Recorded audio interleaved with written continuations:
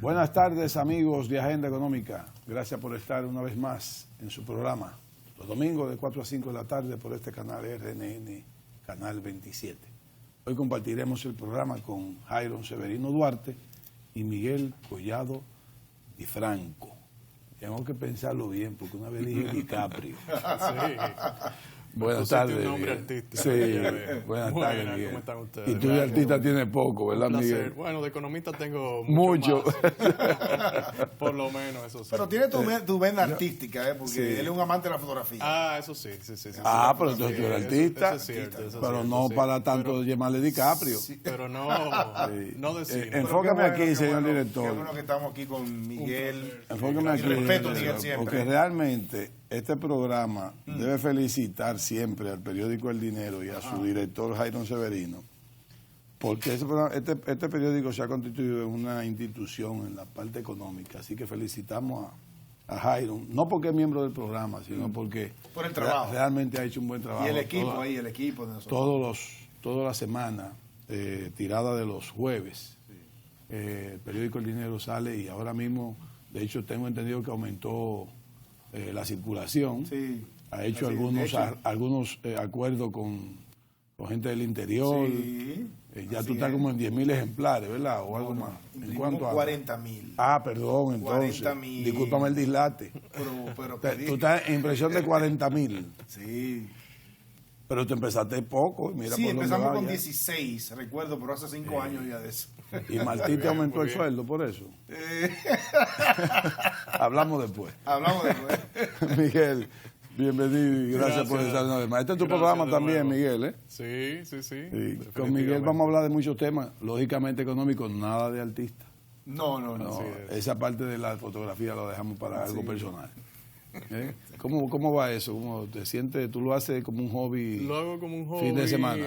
Últimamente la economía no me está dejando mucho tiempo para eso. Ah, yo pensé que eso te estaba dando dinero. Jairon conoce esa faceta de unos años anteriores, Sí. pero sí. ahí Entonces, tu salida al tenemos- interior siempre a tomar fotos. No siempre, pero las aprovecho, hago algunas fotos, sí, pero no Y necesariamente. de con ninguna ese manera motivo. tú la comercializas. Bueno, últimamente pero- no. Señor pero- director, ponga el teléfono, si él lo permite, más adelante que se lo dé. Para que Contrataciones. aquellas personas que quieran fotos paisajistas, porque lo localice, porque tal vez hasta, si no cobra, la regala. Ya, O sea que Mayra Jiménez de Banca Solidaria también es aficionada a la fotografía y hace lo mismo. Pues yo creo que Mayra la vende, Yo le puedo hacer la primera pregunta, Collado. lo que usted quiera. sí. Bueno, ya que el año está en la postrimería, así se dice, está en la parte final el año 2019, y este año ha sido un poco atípico en muchos aspectos, ¿verdad? Inestabilidad desde fuera e incertidumbre aquí adentro, lo cual ha sido admitido como parte de los problemas que hemos tenido, inclusive para que la economía se mueva de manera dinámica, a pesar de que todo apunta a que vamos a terminar con un 5% de crecimiento. Ya finalizando el año, ya entrando la última parte de este año, ¿qué puede prever un economista? Ustedes, por ejemplo, en el CRES, que analizan mucho el comportamiento de la economía, ¿qué va a suceder en términos del producto? ¿Vamos a alcanzar ese 5%? ¿Y sobre cuáles bases eso se puede sustentar? Yo quiero complementar esa pregunta con algo un poquito más prolongado del tiempo. No se te va a olvidar la pregunta, ¿verdad? Porque nosotros no podemos dejar de decir que Luis Manuel Piantino no tenga el programa. Ah, porque sí, tiene Luis Manuel. Una afección, ¿eh? Sí, Una afección de la voz incluso, que no lo deja hablar. Anda una gripe ahora, dicen que hay algoritmo. Por lo tanto, no está acá. Sí, es un algoritmo nasal que tiene. Pero no, hablando de serio, pues excusamos a Luis Manuel y los amigos del programa de Agenda Económica porque él no está aquí. Y le Manuel deseamos es una un- pronta recuperación. Don Luis Manuel, sin nuestro cariño y respeto. Exacto. Esa pregunta que te hizo Jairon del crecimiento, yo quiero que la ampliemos, la tengo acá. Háblanos del futuro de la República, futuro inmediato o de mediano plazo. Sobre esa pregunta, Bueno, es que- Sí. extiéndete un poquito. Mira, como tú bien decías, este año se ha caracterizado por la incertidumbre a nivel internacional, la incertidumbre a nivel local, lo que ha afectado en la parte externa, el crecimiento, por ejemplo, de zonas francas y factores específicos de una industria muy importante, que el turismo, han frenado su crecimiento. Incluso ha habido ya se ha sentido menor llegada de turistas. Entonces, en términos de crecimiento económico, definitivamente, yo siempre digo, cuando las autoridades monetarias, en este caso el Banco Central, que es quien mide las cuentas nacionales, te presenta una cifra del IMAE, el indicador mensual de la actividad económica, de 4.7, que la última vez que lo tuvimos fue en el 2017.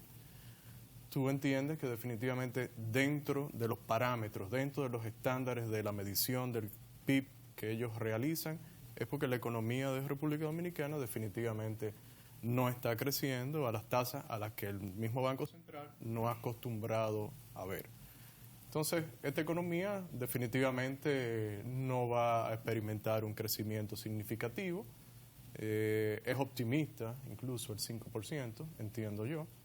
Y ya estamos viendo, nos extraña cómo puede crecer incluso ahora mismo el 4.8 con un sector tan transversal a la actividad económica como es telecomunicaciones, con crecimiento negativo.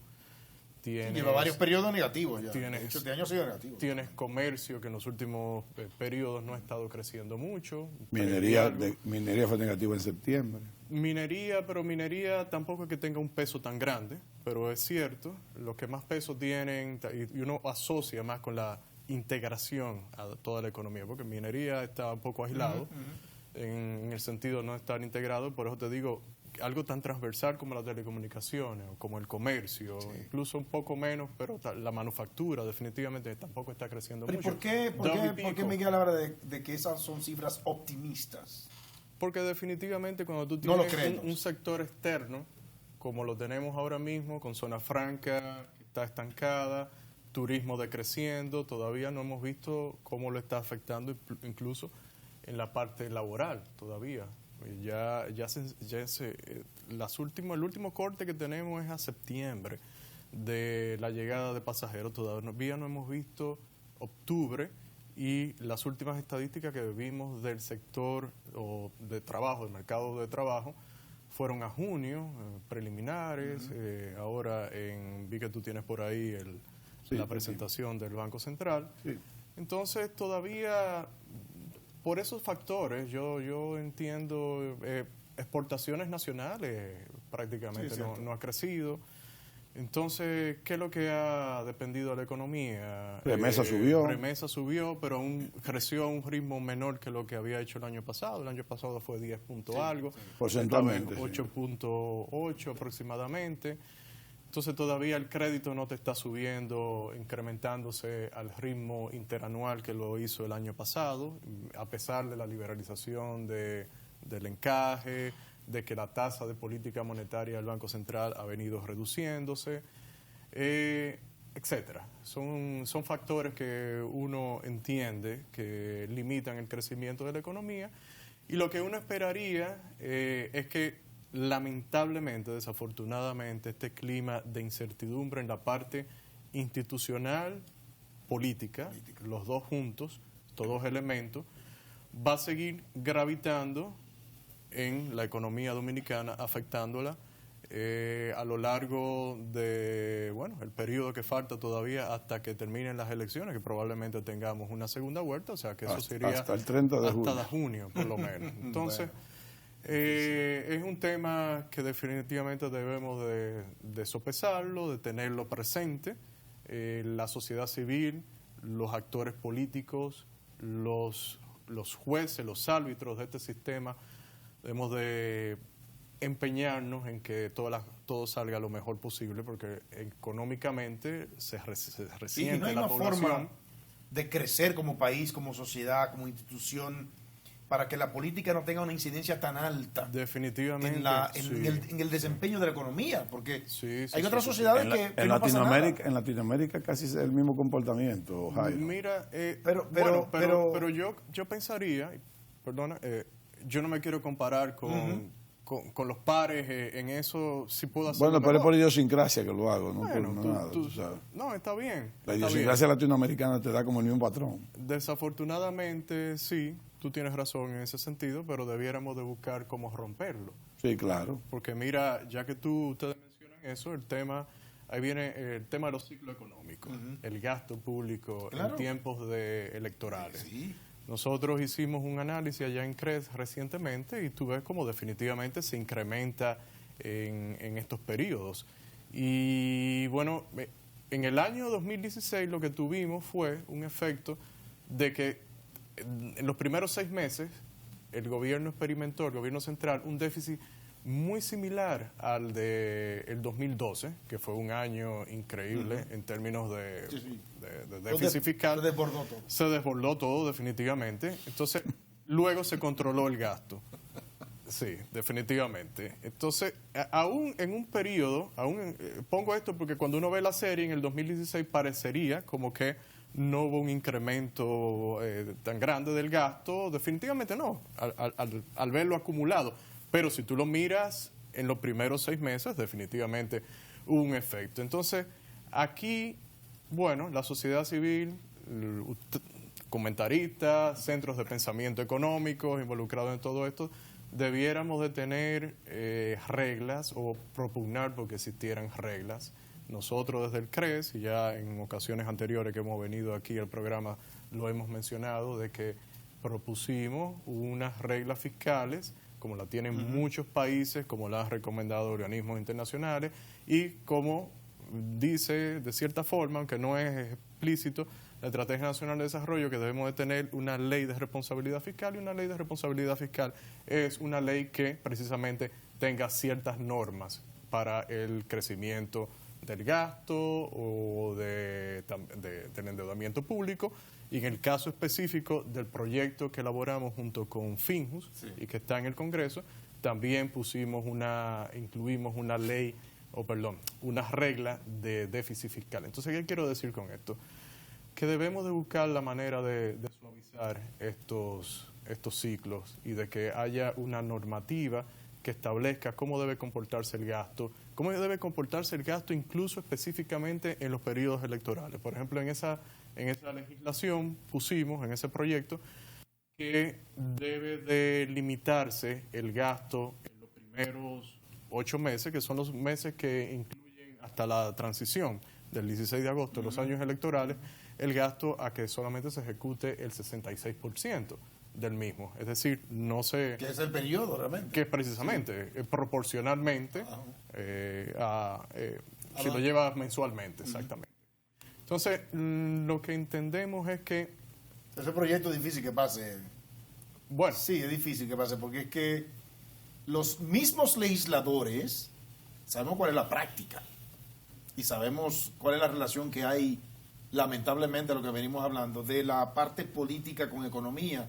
Básicamente porque la idiosincrasia de la población no permite que tampoco como país crezcamos en términos institucionales. Yo creo que ahí lo que hace falta entonces es un cambio de liderazgo. Porque si el liderazgo, o sea, vamos a ver, ¿cuál es la función del legislador? ¿Cuál es la función del legislador?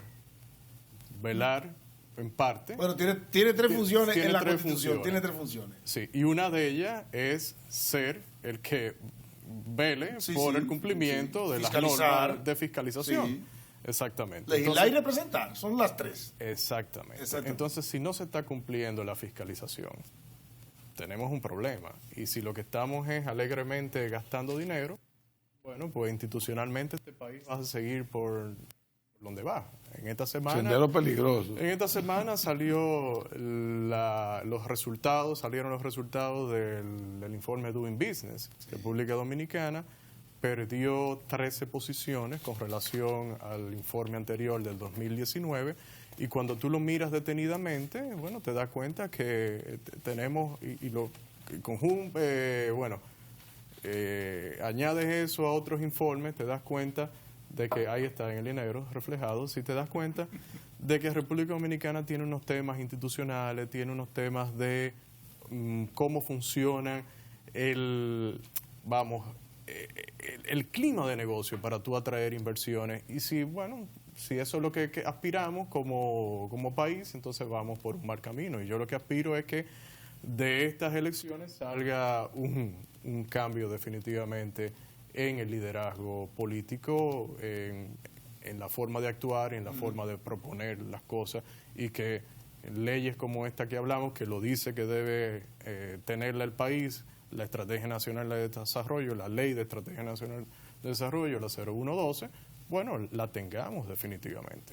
Me suben muchas preguntas con Miguel. No, dale. Pero hay una que quizás le doy prioridad.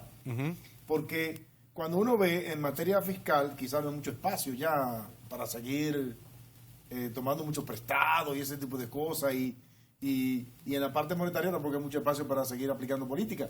Pero lo urgente, y que inclusive el CRE lo propuso hace varios años, lo de la reforma aquella profunda, como debe ser, que lo prevé la Estrategia Nacional de Desarrollo. Prevé, justamente en eso se sustenta. La Ley de Responsabilidad Fiscal y una reforma también al Código Tributario. La Ley de Responsabilidad Fiscal lo que también va a obligar es a poder saber cómo tú vas a hacer un presupuesto, porque obliga una cosa más a la otra. Es de doble vía. Sí, definitivamente. Entonces, pone unos límites. Lo que sí se ve que sea quien lidere el Estado a partir del 2020, es impostergable amarrarse bien el cinturón entonces, en cuanto a una política fiscal responsable, y llevar ya como debe ser esa reforma, o aplicarla, o aprobarla. Mira, República Dominicana, Jairo, necesita una reforma de ese tipo, como dijimos, pero también una tributaria. O sea, que engloben las dos, sí, la parte fiscal. República Dominicana ha venido teniendo una serie de llamadas reformas que en realidad han distorsionado mucho el sistema tributario de República Dominicana. Se refleja en el informe del Doing Business, es uno de los puntos más bajos que tenemos nosotros, el costo de la tributación. Y el problema es que no es solamente que tú tienes, por un lado, un exceso en el gasto.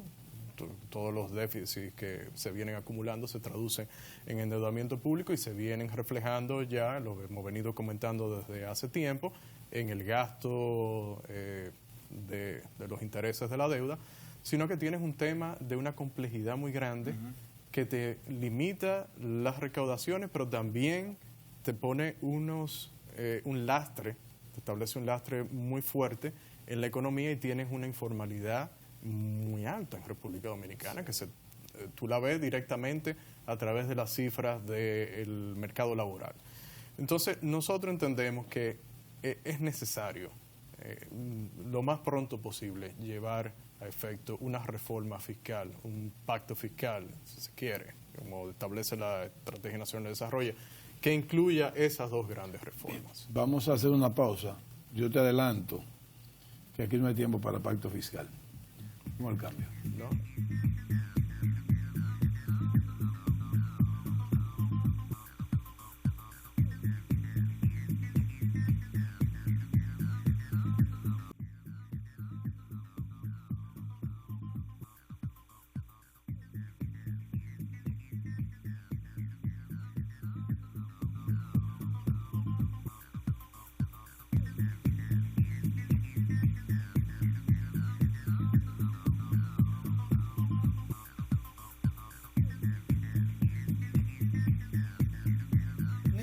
Informal. Bien, continuamos en Agenda Económica. Jairo Severino Duarte y un servidor Ezequiel Molina comparten con Miguel Collado Di Franco. Di Franco, sí.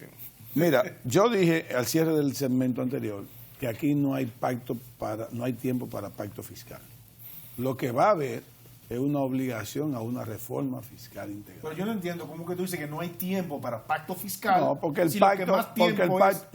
pacto va a incluir que se pongan de acuerdo todos los sectores que nunca se han puesto de acuerdo. Bueno, pero hay que hacerlo. Aquí no ha habido pacto educativo que lo prevé la Estrategia Nacional de Desarrollo. aquí no ha habido pacto eléctrico que lo incluye en la agenda, la estrategia. ¿Y usted cree que un pacto fiscal también lo va a lograr? No lo va a lograr. El gobierno que venga, cualquiera que sea, tendrá en el periodo de transición o de 3 meses o de mes y medio que comenzar a plantear cuál va a ser su reforma fiscal. No sea pesimista, Discúlpame, Ezequiel, no hay manera, porque aquí nadie se pone de acuerdo. ¿Tú sabes por qué? Porque comienzan los sectores a ver que a mí no me afecte. A este sí, pero a mí no. No hay manera, eso ha pasado toda la vida aquí. Entonces, dime cuándo se han puesto de acuerdo los sectores. ¿Una reforma por decreto? Bueno, tendrá que serlo, porque al que elijan para gobernarnos, que ponga su reforma y se arriesgue. Todo apunta a que el Congreso va a ser más diverso a partir del año que viene. Con más razón. Entonces, si es más diverso, sí. Con más razón, el gobierno que se está le tiene que decir, esta es mi reforma fiscal. Yo me arriesgo a ella y ya. Y que juegue a eso, porque no hay tiempo para pacto. Si se ponen a un pacto a partir del 16 de agosto, ¿tú sabes cuándo va a llegar? El 24 y no va a haber reforma. Y este país no aguanta un año 2021 sin reforma fiscal y a él que me diga su opinión al respecto. ¿Usted cree que aguantamos un año 2021 sin reforma fiscal integral? Eso está sujeto a muchos factores. Porque el 20 vamos forzados. Mira, yo entiendo lo que tú dices, Ezequiel, estoy de acuerdo contigo en que la reforma que se haga no debe dilatar mucho. En eso sí estamos totalmente de acuerdo. Collado, los empresarios saben que se necesita una reforma porque pero ellos, no se ponen de acuerdo, hermano. Espérate. Ellos saben que los que tienen más van a perder más y tienen que sacrificarse un poco todo el mundo, pero empresarios, consumidores, gobierno. Pero sucede, Jairo, que hay un sector económico que dice, todos vamos a perder. Pero tú como sector económico es más poderoso que el nuestro, tú te tienes que sacrificar. Y él dice, no, aquí no vamos a sacrificar todo. Y no se ponen de acuerdo, hermano, olvídese de eso. No se ponen de acuerdo. Bueno, ellos saben que van a perder. Interrumpimos, Miguel. Yo le hago mi yo lo dejo a ustedes muy bien, yo los estoy escuchando. Yo puedo aportar, como de aporte.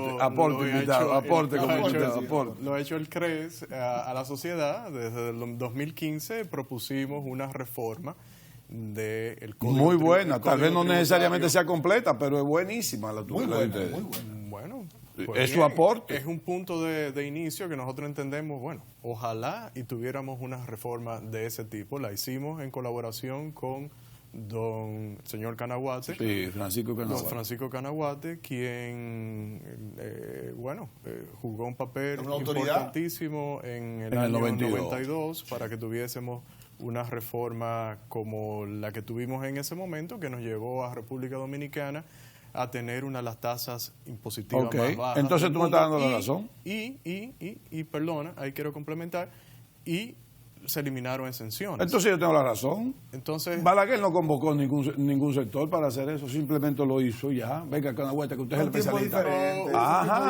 Hay tiempo diferente. ¿Tú crees que es tiempo diferente?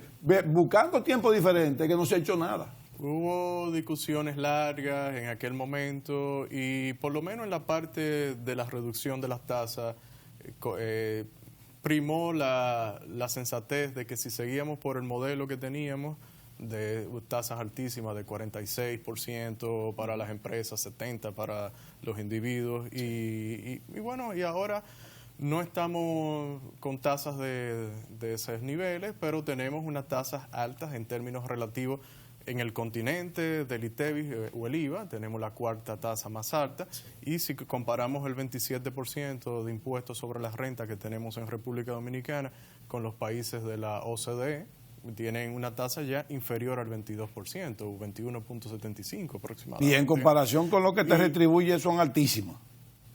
Bueno. Ahí viene otro punto, entonces también en la parte del gasto habría que mejorar definitivamente y ahí viene la parte de las mejoras institucionales para que ese gasto que se realice, fíjate, y de nuevo eso se refleja en los indicadores internacionales. Ahora, el 27%, Franco, que pagamos de impuestos sobre la renta no fuera alto si nosotros como país, como Estado, le diéramos seguridad, salud, comunicación. Que te retribuyan. Sí, exactamente, tuviéramos carreteras buenas, iluminación correcta y una fuerza de seguridad pública buena, bien pagada e instituciones fuertes.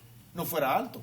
El asunto está en que ese 27 hay que agregarle entonces todo lo demás que hay que resolverlo de manera particular. Bueno, esa es una forma de pensar. Yo estoy de acuerdo de que definitivamente hay un gasto adicional que hacen los contribuyentes, que es de proveerse ellos mismos esos servicios públicos por los cuales están pagando, pero el tema es ahora mismo que en realidad qué porcentaje de la población está contribuyendo efectivamente a ese pago. A ese pago es muy baja. Sí. Entonces tú lo que tienes, y hablábamos en el segmento anterior de la informalidad que tienes, y hablábamos fuera de cámara de cómo se divide esa informalidad, que la tienes incluso dentro de empresas que son formales, tienes informalidad laboral. Entonces República Dominicana tiene un incentivo grande o mejor dicho, un costo, vamos a llamarlo de esa forma, grande a tú ser formal, no solamente formalizarte, sino estar cumpliendo con todo lo que eso merita, porque yo he dicho, bueno, el costo puede ser mínimo de tú pasar de informal a formal, pero luego seguir con 12 anticipos, pagar el ITEVIS antes de tú cobrarlo, y cuando vienes a cobrarlo 90, 120 días, pero ya lo has pagado. Son una serie de factores que hay que mejorar en la parte impositiva. Y la cuenta incobrable ya le pagó un ITEVIS que nunca se cobró. Bueno, imagínate. Entonces tú lo hablas porque tú o sea, el claro, sistema lo que sabe. Tú tienes un 10% de cuenta incobrable permanentemente y sin embargo le paga el ITEVIS adelantado al Estado. ¿Qué tú vas a hacer con eso? Entonces, el Estado dice que yo no es culpable de eso y si se quiere sí, no es culpable. Pero ahí tú tienes una pérdida. Bueno, entonces vas agregando y solamente nos hemos concentrado en dos impuestos, o he mencionado dos impuestos, el ITEVIS, el IVA y el impuesto sobre la renta, pero tiene una serie de impuestos distorsionadores que un país que tiene unas telecomunicaciones con unos impuestos que son altísimos, tiene una serie, bueno, precisamente por unos impuestos selectivos, tiene una serie de impuestos selectivos a bienes que consume todo el mundo, o sea, todo el mundo necesita una serie de bienes, de electrodomésticos, ¿quién aspira a tener un aire acondicionado en República Dominicana? Y eso debe pagar un impuesto selectivo al consumo, como se veía en una época que eso era un bien de lujo. Entonces, es una serie de impuestos en ese sentido también, pero tiene otros impuestos como, por ejemplo, a las transferencias, al ahorro. Sí. O sea, como un país que necesita... El ahorro se traduce en inversión. Yo quiero que hablemos ¿Y cómo penalizamos el ahorro entonces? Yo no creo que estamos penalizando el ahorro. Mira, que yo tengo una discusión con muchos monetaristas que saben mucho más que yo de economía. Yo entiendo que sí. No, yo no creo eso, pero eso es un tema que lo vamos a hablar ahora. Porque yo creo que sí. Yo coincido con Miguel Collado. No, espérate. Yo estoy solo en el desierto con esa posición. Solo en el desierto, pero es mi posición. Ni siquiera estoy hablando de que tengo la razón. Pero quiero hablar de la informalidad. De todos los análisis que tú has hecho en la economía mundial, ¿cuál es el país que menos, cuál es el porcentaje mínimo que tiene un país de informalidad económica? ¿Cuál es el país que menos? No, de verdad, no sabría decirte, pero definitivamente se tiene que encontrar en Europa. Pero lo hay, ¿verdad? Sí, pero todos tienen. Todos tienen informalidad. Hay algunos que... ¿Qué es lo que han salvado los países que han podido salvar un poco la informalidad de la economía? ¿Sabes lo que es? Es organizarla. Mira qué cosa es. O sea, tú nunca formalizas una economía informal, porque es informal porque no está formal, pero se organiza. Tú reduces los niveles. Organizándola. Pero hay un tema, Ezequiel. Si tú tienes un costo alto para formalizarte, ¿cómo...? Ese sería el primer paso para organizarte. Sí, exacto. Es lo que, hay un intento de formalizar, de organizar la informalidad, el gobierno con el asunto de las pymes, etcétera, etcétera. Pero yo, ¿por qué te digo esto? Yo represento una empresa, te lo puedo decir públicamente porque es la empresa que represento hace 30 años, que es Grupo Cometa. Sí. Grupo Cometa es una empresa que importa, entre otras cosas, importa baterías nuevas, neumáticos y lubricantes. Exactamente. Pero exporta baterías usadas o viejas, ya inservibles para usarlo el consumidor, pero sirve para reciclar. O sea, después del papel, la batería es el segundo producto más reciclado. Después del papel. O sea, la batería se recicla el 95% de su componente. Hay un 5% que es agua o electrolito, que no se recicla, porque tú neutralizas los ácidos y lo conviertes en agua y ya no hay forma de tú reciclarlo para potabilidad, sino para correntía. Entonces, hay un sector, el sector que nosotros captamos la batería vieja, está el consumidor que me da la vieja y me compra una nueva, pero están los mayoristas que andan por todas las calles. Que son informales. Que son totalmente informales. Totalmente informales. Totalmente informales. Y nosotros hemos logrado como Grupo Meta formalizar un grupo de ellas en un 40%. Formalizarlo, dándole que nos dé una empresa, que formen una empresa. Ajá. Y que me vendan vía su empresa. Vía esa empresa. Pero ¿qué sucede? Ellos compran informal. Exactamente. ¿Entiendes? Ahí está la relación. O sea, fíjate el asunto. O sea, yo le compro a ellos formal, pero al final ellos compran informal, pues ellos le compran a cualquier persona y le dan dinero efectivo. Sí, claro. Entonces ellos tienen que hacer cheque a nombre de persona para ponerlo efectivo y salir con guaguas y camioncitos a recoger batería y pagarle en efectivo. Porque nadie da su nombre. Impuesto Interno ha hecho una resolución y está permitiendo que tú no reflejes el nombre, pero que refleje la compra. Bueno, para que te la acepten pero, como tal. ¿cómo luchar contra esa informalidad? Porque bueno, por eso yo estoy hablando de que no la van a formalizar tan fácil, pero sí la van a organizar, que es lo que Grupo Cometa e Impuesto Interno están trabajando de la mano para organizar el sector informal, porque nunca va a ser formal. Ese sector es imposible que sea formal. Bien. Imposible. Características, sí. Pero ¿qué sucede? La competencia mantiene la informalidad, porque tendrá Impuesto Interno que hacer otra cosa con ellos. Claro. Ahora, como Grupo Cometa, ¿por qué nosotros tenemos que hacerlo así? Porque tenemos una ley 155-17 de lavado, que no podemos decir que le compramos $1.000.000 de batería a una gente que ni siquiera nadie conoce. Es cierto. Eso se puede prestar para muchas cosas. Así es. Y eso le cae a los dueños automáticamente a su patrimonio. ¿Me doy a entender? Para que ustedes entiendan que al final no es tan fácil formalizar, pero sí organizarlo. En Estados Unidos llegaron no sé si todavía existe, que hasta los que roban ropa en tiendas, que ponen tienditas de los robados, ya están pagando impuestos. Y ya se sabe que es robado. Bueno. En vez de meterlo preso. Sí, pero definitivamente tú haces un aporte con ese ejemplo. Sí, y yo lo que insisto es definitivamente que eso es más fácil de lograr en la medida en que tú tengas un ambiente institucional favorable, unas reglas de juego favorables a que eso suceda. Y una de las principales reglas de juego de este país es el Código Tributario. Así es. O el conjunto de reglas que te establece el Código Tributario de República Dominicana. Esa ley 155-17 que caigo ahí, Miguel, que se supone que debió venir acompañada de una amnistía fiscal, aunque lógicamente podría ser una especie como de adefesio jurídico, en el sentido de que internacionalmente no te iban a aceptar que tú, para implementar la ley 155-17, que tiene que ver con el GAFI o con acuerdos internacionales, tú entonces des una amnistía fiscal para tú como lavar. Sí, pero eso mismo. Como lavar lo que no debiste lavar, porque es como que contradice la misma ley, ¿verdad?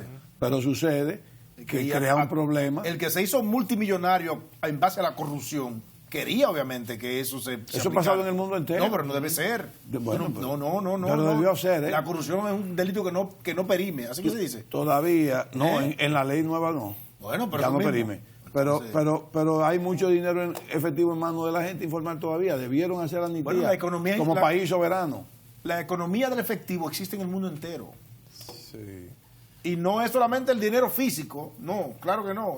La economía del día a día, eso está en el mundo entero. Es difícil. Ahora, la economía dominicana, por sus características, tiene esos rasgos que tú acabas de escribir, de una relación con empresas formales e informales, con individuos y terceros que no hay forma de tú...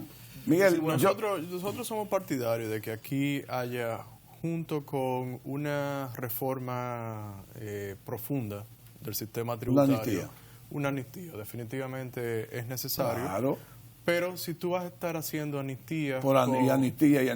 No, y ninguna va a ser creíble. Entonces, lo que entendemos es que debemos de poner la casa en orden en cuanto a las reglas institucionales, las reglas en este caso, concretamente del tema con la relación al tema tributario, y entonces tener una amnistía concomitantemente con la implementación de una reforma en ese sentido. Sí.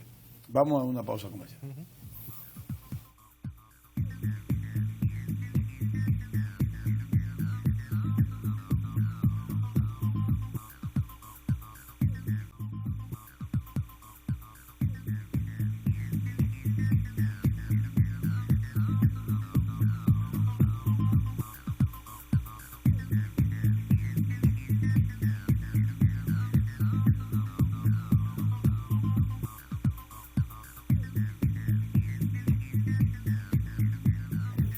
Bien, continuamos, ya estamos en el último tramo.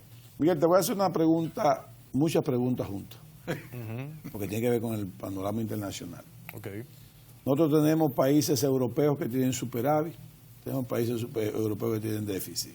Hay algunos que tienen una política expansiva, otros que no tienen la política expansiva y no están tan mal. Vamos a poner ejemplos de Alemania y España, por decirlo así rápido. Alemania hace un presupuesto para el 2020 que la Unión Europea lo tiene objetado, porque dice que tiene una política subterránea expansiva, porque hay un déficit fiscal que no está autorizado según la política de la Unión Europea. Tenemos a Alemania con muchos ahorros, que no acaba de invertir sus ahorros, pero que entonces dice el BMI que tiene que invertir más en la zona para poder invertir sus ahorros.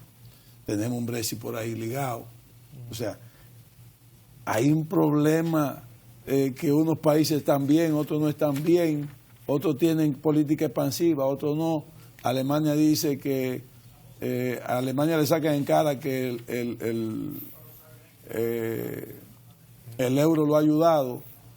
Alemania no cree que tanto, sino que ellos han ayudado más al euro. O sea, dame una opinión general de esa situación que hay en el mundo. Yo te puedo dar una opinión general en el mundo. Después de la crisis de 2007-2008, la deuda a nivel internacional se incrementó mucho, definitivamente a unos niveles históricos que no lo habíamos experimentado, en Europa, en Estados Unidos, en China.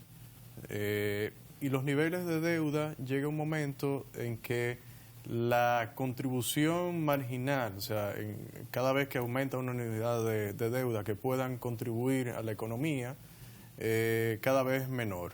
Entonces, muchos países han estado creciendo, como República Dominicana, que se ha beneficiado de las tasas bajas, en parte gracias a ese endeudamiento que ha prevalecido, de nuevo, por las tasas bajas y que hemos tenido a nivel internacional en los mercados financieros y la expansión entonces fiscal que se ha producido.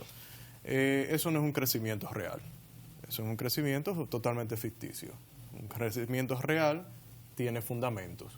Cuando tú incrementas la productividad, cuando te haces más competitivo como país. Exactamente. Entonces, ¿cuáles países han tenido reformas profundas que incrementen la competitividad y por ende la productividad? Muy pocos, definitivamente muy pocos. Lo hemos visto en algunos países del este de Europa, que eran antes de la Unión, pertenecían a la Unión Soviética, como Lituania, Estonia. Por ejemplo, hubo una reforma en España leve, pero que tuvo cierto impacto en la parte laboral, en el mercado de trabajo. Hemos visto en Estados Unidos, sí, por ejemplo, con el código tributario que tienen en ese país. La reforma de Trump. Las partes en lo que concierne a los hidrocarburos, concretamente al gas. Hemos visto cierta desregularización en otros mercados, no solamente en ese.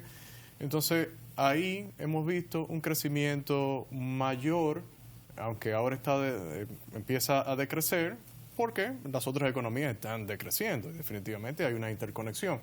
Pero, sin embargo, en Estados Unidos, por fundamentos, ha habido en los últimos 2 o 3 años un crecimiento más significativo que lo que tú has visto en la Unión Europea, que apenas de 1 punto y algo.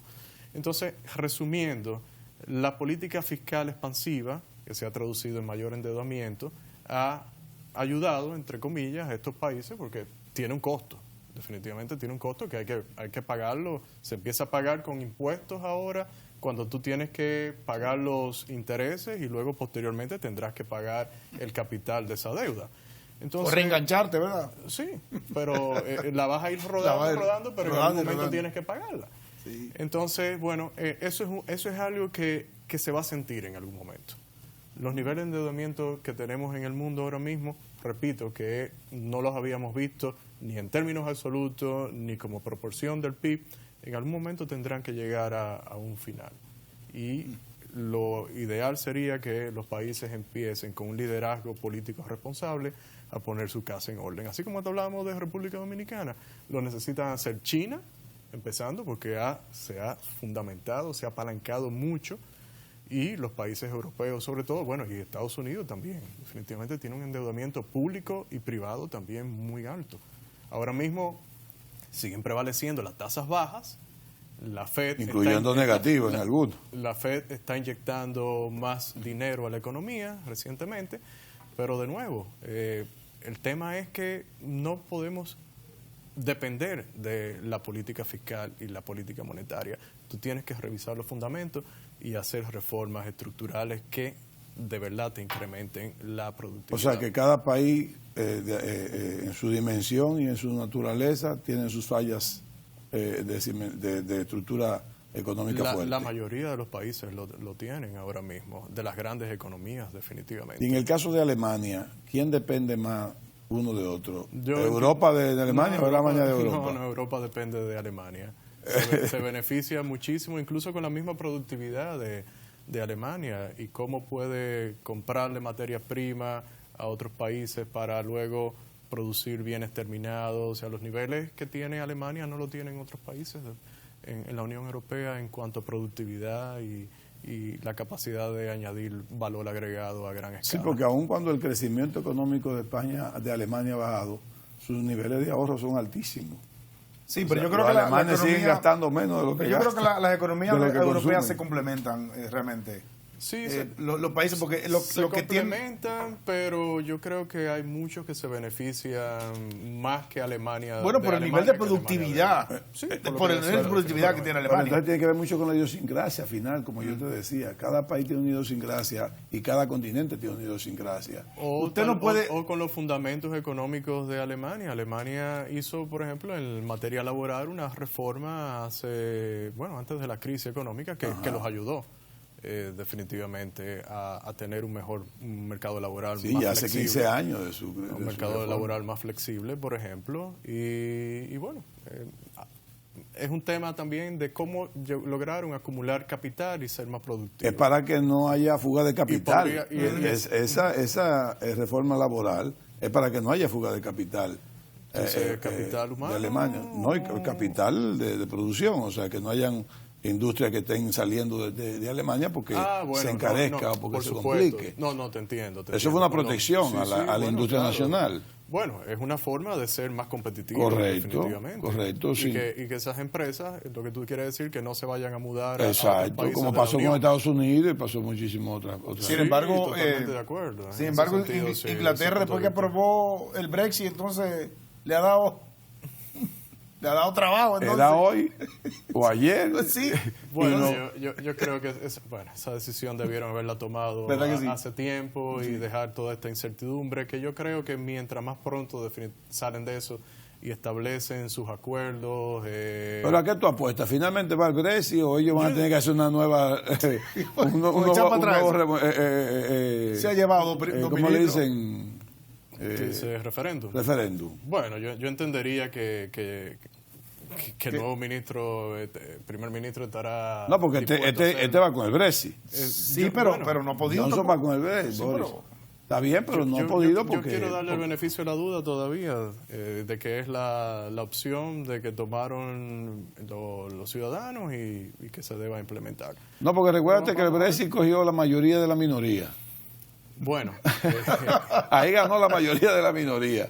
Esa es una manera de verlo, pero en términos de qué obtenía Inglaterra de la Unión Europea, bueno, yo entiendo que definitivamente les convendría a ellos establecer sus acuerdos comerciales y mantenerse como una nación muy organizada, con una buena moneda y creo que les beneficiaría definitivamente. Sí, yo creo que ellos van a tener que salir de Europa porque no me parece que es difícil echar para atrás, pero van a tener que hacer como un acuerdo con la Unión Europea que sea casi parecido al Brexit, pero no, pero a pertenecer a la Unión, pero sin pertenecer a la Unión, porque ellos no van a poder permanecer aislados. No, pero es que nadie quiere que ellos permanezcan, ni ellos mismos quieren permanecer aislados. Definitivamente ese no es el motivo de la salida. El motivo de la salida es los temas que hay una burocracia muy grande en la Unión Europea, con unas regulaciones increíbles, o sea, absurdas en muchos sentidos. Pero hasta el tema migratorio fue un punto determinado. También en la decisión, definitivamente, tú lo dices cuando va la gente sí, claro, a votar, pero ya en términos más de los temas económicos, sí, claro.